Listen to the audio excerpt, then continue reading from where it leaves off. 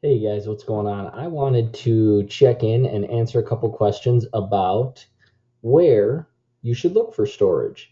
I get that question a lot, and oftentimes it's referring to where do I go on the computer to find listings that haven't been picked over. And so I'll run through those very quick, and then I'll give you a second answer to the question that might be a little more obscure.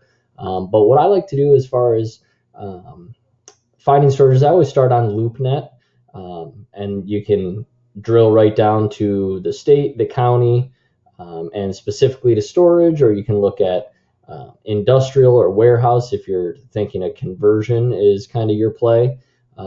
Also, of course, listselfstorage.com is a great place to look. Selfstorages.com is another one. I also tap into the brokers who specialize in self storage. Argus is one of them, Argus, and then Marcus and Millichap is another one. So you can Google those and it'll take you right to their brokerage sites. Um, and then lastly, a smaller broker, but he's regional to the Northeast, Mid Atlantic, and Northeast. Um, John Gilliland is his name, and it's Investment Real Estate LLC.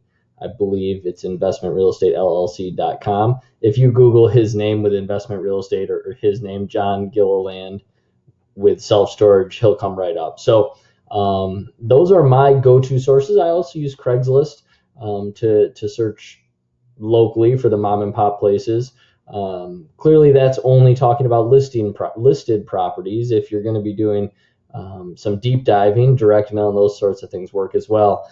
The other thing I want to touch on in the second answer to this question of where do I find storage is one, for folks that are new, I always recommend certainly starting in your neck of the woods, maybe a 60-mile radius from where you live, because that just removes the remote management component, at least for the early stages. If you're truly trying to regain control of your time, you're going to need to implement those remote strategies, even if it is a local property.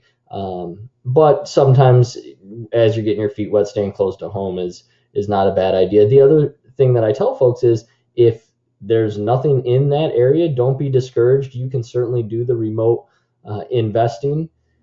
What I tell people, this is a big country and you can't just start looking all over and hope you find something.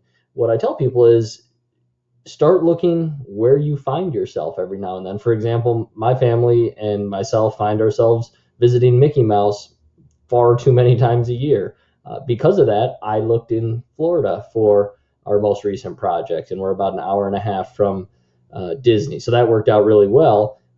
I also, would recommend that if you have friends or family that you visit often, or that might even be able to serve as boots on the ground in an emergency situation, you look in those areas. And if you've exhausted those, the next kind of strategy I would employ is looking in areas where you can get to easily. So direct flights without a layover. If you can pop on a plane and take a hour and a half, 2 hour flight to get somewhere, that's just as good as if you had a place that was a 2 to 3 hour drive away from home. So that's how I would kind of prioritize my search. Hopefully that makes sense to you. If I fumbled something and didn't make sense, mention it in the comments and I'll clarify as best I can for you. I guess that's all I've got for you this evening. We will talk again soon.